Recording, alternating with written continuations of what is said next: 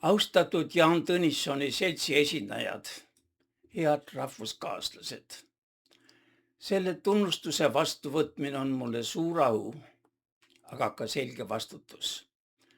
Jaan Tõnisson ei olnud pelgalt poliitik või ajakirjanik.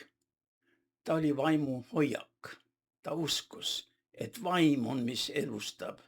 Ade on, mis viib edasi.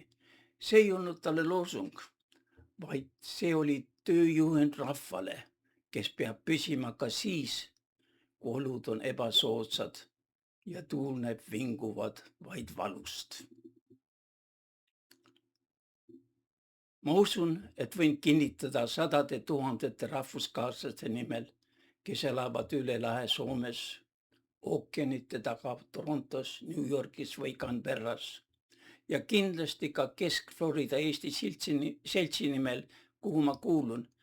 Meie rindades tuksub endiselt Eesti süda. Me usume, nagu Jaan Tõnisson rõhutas juba enam kui 100 aastat tagasi, et omariiklus on kõige ilusam asi, mis ühele rahvale antakse ja seda tuleb hoida. Mitte klaasi all, vaid elava mõttena, ausa vaidluse, ühistegevuse ja vastutuse kaudu.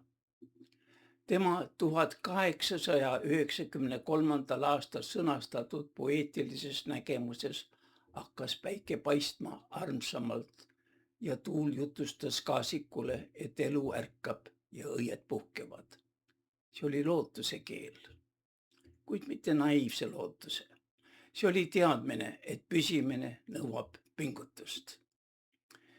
Minu ja meie väljaspool Eestit elavate rahvuskaaslaste kõige suurem südamesoov on, et mu sünnimaal ei lõpeks kunagi Eesti Vabariigi sünnipäeva pühitsemine sinimustvalge lehvides ja mu isamaa, mu õnn ja rõõm kõlades. Seda auhinda vastu võttes luban hoida elus Jaan Tõnissoni vaimu, kanda edasi tema aateid ja seista selle eest, et eestlased kogu maailmas ärkaksid iga päev mitte ainult valguses, vaid ka vastutuses. Aitäh!